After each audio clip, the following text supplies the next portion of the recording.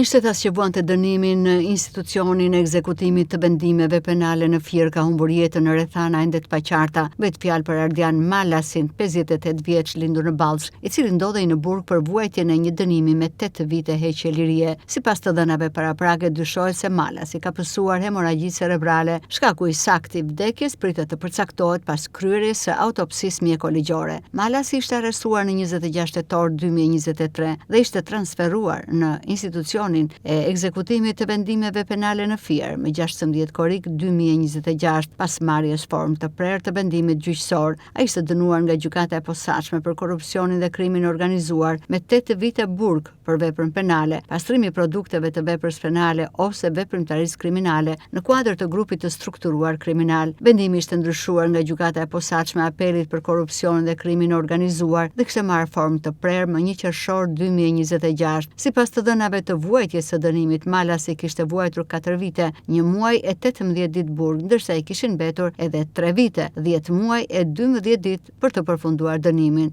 Rrethanat e vdekjes janë ende nën hetim, ndërsa pritet rezultati i autopsisë mjekoligjore për të përcaktuar shkakun e saktë të humbjes së jetës.